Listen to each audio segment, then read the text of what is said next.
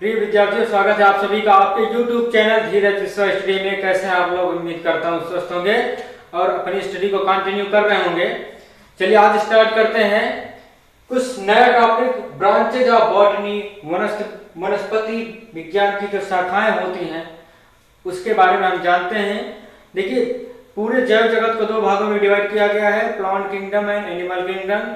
Plant kingdom हम पढ़ रहे हैं, तो प्लांट किंगडम के जो पादप जगत है, बॉटनी होती है, बॉटनी की कई ब्रांचेस होती हैं, कई शाखाएं होती हैं, वनस्पति विज्ञान की कई शाखाएं होती हैं।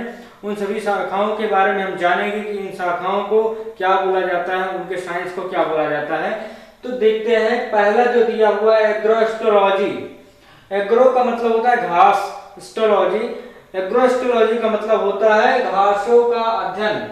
जिस साइंस के अंतर्गत, जिस विज्ञान के अंतर्गत हम घासों का अध्ययन करते हैं या घासों को किस तरह से उगाया जाए उसका अध्ययन करते हैं, तो उसको कहा जाता है एग्रोस्टोलॉजी। तो एग्रोस्टोलॉजी का मतलब होता है घासों का अध्ययन करना या घासों का पालन पोषण करना, तो इसको क्या कहते हैं? एग्रोस्टोलॉजी। दूसरा जो है ब्रांच है वो बॉटनी का, वो है एल्गोलॉजी। एल्गोलॉजी का मतलब होता है शैवालों का अध्ययन। एल्गा का मतलब होता है शैवाल, अलॉजी का मतलब होता है विज्ञान। मतलब जिस साइंस के अंदर हम एल्गो के बारे में पढ़ते हैं, शैवाल के बारे में पढ़ते हैं, उसको कहते हैं एल्गोलॉजी, मतलब शैवालों का अध्ययन। समझ गए ना? शैवालों का अध्ययन एल्गोलॉजी। फिर थर्ड है एनाटॉमी, आंतरिक संरचना का अध्ययन। जिस साइंस के अंतर्गत हम शरीर की आंतरिक संरचनाओं का अध्ययन पढ़ते हैं, मतलब किसके शरीर का? पेड़ पौधों के शरीर की आंतरिक संरचनाओं का जब हम अध्ययन करते हैं तो उस साइंस को बोला जाता है एनाटॉमी। एनाटॉमी मतलब आंतरिक संरचना का अध्ययन, पौधे के शरीर की आंतरिक संरचना के अध्ययन को बोला जाता है एनाटॉमी। अब देखते हैं फोर्थ नंबर एंथोलॉजी। एंथोलॉजी किसको बोलते हैं? पुष्पों का अध्ययन। जिस साइंस में हम पुष्पों का अध्ययन करते हैं, फूलों का अध्ययन करते हैं, वो कहलाता है एंथोलॉजी। तो एंथोलॉजी का मतलब क्या होता है? पुष्पों का अध्ययन। हम बता दें आपको कि जितने भी कॉम्पिटिटिव एग्जाम्स आते हैं, चाहे वो यूपीएससी के हों या पीसीएस के हों या किसी भी टाइप का एग्जाम हो, गवर्नमेंट एग्जाम हो, उसमें जो है आपको इस तरह का दिया रहेगा। उसमें 4 ऑप्शन दिया जाएगा कि फूलों के अध्ययन को क्या कहा जाता है। तो उसमें दिया रहेगा option anthology, anatomy, algology and agrostology. तो यदि आप इसको याद किए रहेंगे कि एंथोलॉजी का मतलब होता है पुष्पों का अध्ययन, तो आप उस पर टिक कर देंगे तो आपको करेक्ट हो जाता है। तो इसलिए इस तरीके के ब्रांचेज ऑफ बॉटनी, मतलब वनस्पति विज्ञान की जो शाखाएं हैं, उसके बारे में हमें पूरी तरीके से लर्न कर लेना चाहिए और समझ लेना चाहिए, ताकि आने वाले कॉम्पिटिटिव एग्जाम्स में हम अपने एग्जाम्स को क्लियर कर सकें। तो चलिए देखते हैं, एंथोलॉजी का मतलब होता है पुष्पों का अध्ययन। नेक्स्ट है बैक्टीरियोलॉजी। आप देखिए यहाँ पे लर्न करने की कोई आवश्यकता नहीं है। यहाँ पे देखो, एल्गा का मतलब होता है शैवाल, तो एल्गोलॉजी हो गया, ठीक है। एनाटॉमी, आंतरिक संरचना जो होती है उसको कहते हैं एनाटॉमी। एंथोलॉजी मतलब पुष्पों का अध्ययन। यहाँ पे बैक्टीरिया लिखा ही है। जब बैक्टीरिया लिखा है, लॉजी लिखा है, तो आपको समझ जाना चाहिए कि इस ब्रांच के अंतर्गत हम जो है बैक्टीरिया का अध्ययन करते हैं। तो जिस साइंस की ब्रांच के अंतर्गत हम बैक्टीरिया का अध्ययन करते हैं उसको बैक्टीरियोलॉजी मतलब जीवाणुओं का अध्ययन कहलाता है। क्वेश्चन 6 है ब्रायोलॉजी। ब्रायोफाइटा एक होता है थैलोफाइटा। जैव जगत जो प्लांट किंगडम होते हैं उसमें दो प्लांट को दो भागों में डिवाइड कर दिया जाता है, थैलोफाइटा एंड ब्रायोफाइटा। तो यहाँ पे ब्रायोफाइटा मतलब ब्रायो और ब्रायो, यहाँ पे लिखा हुआ है ब्रायो, यहाँ भी ब्रायो लिखा हुआ है। तो हमें समझ जाइए ब्रायोलॉजी मतलब ब्रायोफाइटा को अध्ययन को क्या कहते हैं? ब्रायोलॉजी कहते हैं। नेक्स्ट है कैसिडियोलॉजी। पादपों में रोगजन्य गांठों, पादप कैंसर का अध्ययन। जो कैसिडियोलॉजी होता है उसमें पेड़ पौधे में जो गांठें होती हैं उनका अध्ययन किया जाता है। तो जो गांठें होती हैं उन्हीं को कैंसर बोला जाता है। तो पेड़ पौधों के कैंसर का अध्ययन आप बोल सकते हैं या गांठों का अध्ययन बोल सकते हैं, तो इसको कैसिडियोलॉजी बोला जाता है। नेक्स्ट है साइटोलॉजी। साइटोलॉजी मतलब होता है कोशिकाओं का अध्ययन। हम जानते हैं सेल मीन्स होता है कोशिका, तो सेल से साइटो बना है, तो साइटोलॉजी मतलब कोशिकाओं का अध्ययन जो है वो साइटोलॉजी में आता है। नेक्स्ट है डेंड्रोक्रोनोलॉजी, वृक्षों की आयु का अध्ययन। जिस ब्रांच के अंतर्गत हम पेड़ पौधों की उम्र का अध्ययन करते हैं उसको कहते हैं डेंड्रोक्रोनोलॉजी। तो डेंड्रोक्रोनोलॉजी का मतलब होता है पेड़ पौधे की उम्र को पता लगाने वाला विज्ञान। तो पेड़ पौधे की कैसे लगाते हैं, कितनी उम्र हो गई, पेड़ पौधों के छाल के ऊपर जो वलय होता है, ऐसे गोल गोल वलय होता है, तो उसी से हम पता लगा लेते हैं कि ये कितने वर्ष का ये वृक्ष है। तो डेंड्रोक्रोनोलॉजी किसको कहते हैं, पेड़ पौधों की आयु ज्ञात करने का जो साइंस होता है, जो ब्रांच होती है, उसको डेंड्रोक्रोनोलॉजी कहा जाता है। नेक्स्ट है डेंड्रोलॉजी। डेंड्रोलॉजी का मतलब होता है वृक्ष एवं झाड़ियों का अध्ययन। जिन साइंस की ब्रांच के अंतर्गत, बॉटनी के जिस ब्रांच के अंतर्गत हम डेंड्रोलॉजी का अध्ययन करते हैं, मतलब वृक्षों झाड़ियों का अध्ययन करते हैं, उसको कहते हैं डेंड्रोलॉजी। मतलब डेंड्रोलॉजी का मतलब वृक्षों झाड़ियों का अध्ययन। इस तरीके से आप चाहें तो इसका नोट भी तैयार कर सकते हैं, वरना वीडियो को 3-4 बार आप रिप्ले करके देखेंगे, आपको पूरी तरीके से लर्न हो जाएगा। लर्न करने का मतलब हमें समझना चाहिए। एग्रो का मतलब घास होता है, तो एग्रोस्टोलॉजी मतलब घास होता है। एल्गो का मतलब शैवाल होता है, तो एल्गोलॉजी। एनाटॉमी का मतलब होता है आंतरिक संरचना। एंथोलॉजी पुष्पों का अध्ययन। बैक्टीरियोलॉजी बैक्टीरिया, यहाँ पे बैक्टीरिया दिया हुआ है, यहाँ पे जीवाणु, बैक्टीरिया मतलब जीवाणु होता ही है। ब्रायोलॉजी मतलब ब्रायोफाइटा का अध्ययन किया जाता है। कैसिडोलॉजी, कैसिडो का मतलब होता है गांठें, तो गांठों का अध्ययन जिसमें किया जाता है कैसिडोलॉजी कहलाता है। साइटोलॉजी मतलब सेल, कोशिकाओं का अध्ययन किया जाता है, साइटोलॉजी कहलाता है। डेंड्रोक्रोनोलॉजी कहने का मतलब वृक्षों के जो उम्र होती है उसको पता लगाने के लिए डेंड्रोक्रोनोलॉजी। और डेंड्रोलॉजी वृक्षों झाड़ियों का अध्ययन। इस तरीके से आप इनको लर्न कर सकते हैं और कॉम्पिटिटिव एग्जाम में आपको क्लियर, किसी न किसी एग्जाम में इसमें से 1-2 क्वेश्चन तो आ ही जाते हैं, तो इसको आप तैयार कर लीजिए। और वीडियो को अधिक से देखा करें, वीडियो को शेयर करें, ज्यादा से ज्यादा लोगों को शेयर करें, चैनल पे नए नए लोगों को जोड़ें ताकि ज्यादा से ज्यादा लोगों को फायदा हो सके। चलिए देखते हैं नेक्स्ट क्या है। नेक्स्ट क्वेश्चन क्या है, वो कौन सा ब्रांच है बॉटनी का जिसको हमें जानना चाहिए। तो यहाँ पे इकोलॉजी, इको का मतलब होता है, मैं यहाँ पे आपको रटवा नहीं रहा हूँ, आपको समझा रहा हूँ ताकि आप लोग समझ लीजिए किस तरीके से इसको बिना रटे हुए हम समझ सकते हैं।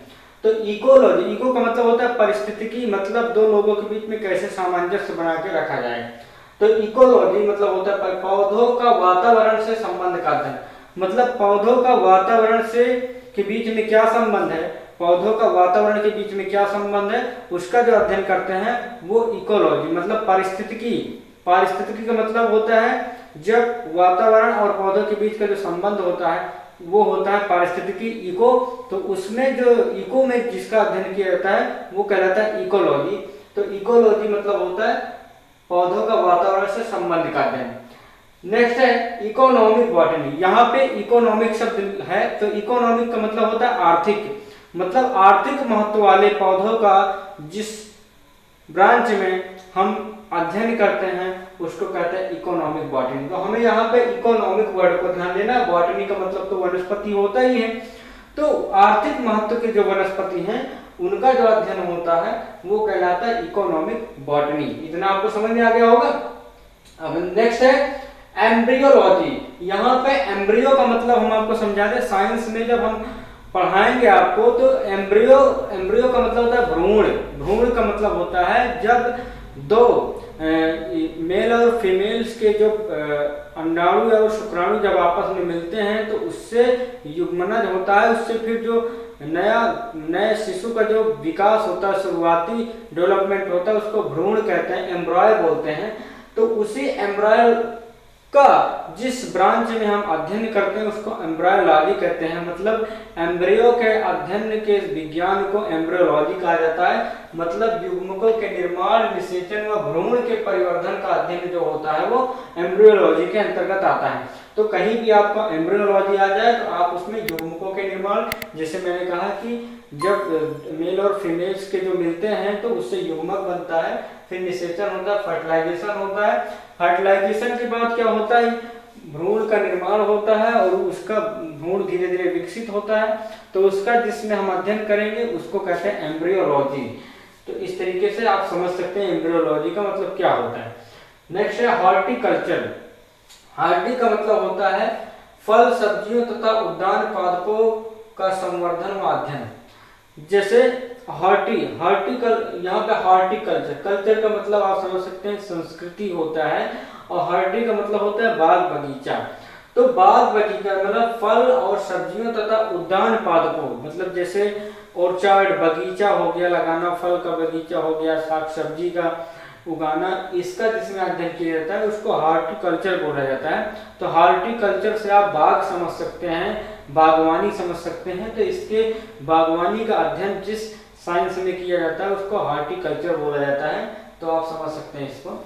नेक्स्ट है टिश्यू कल्चर। यहाँ पे टिश्यू वर्ड दिया हुआ, टिश्यू का मतलब होता है ऊतक। ऊतक बनता कैसे है? एक समान कोशिकाओं के समूह से जो है ऊतक का निर्माण होता है।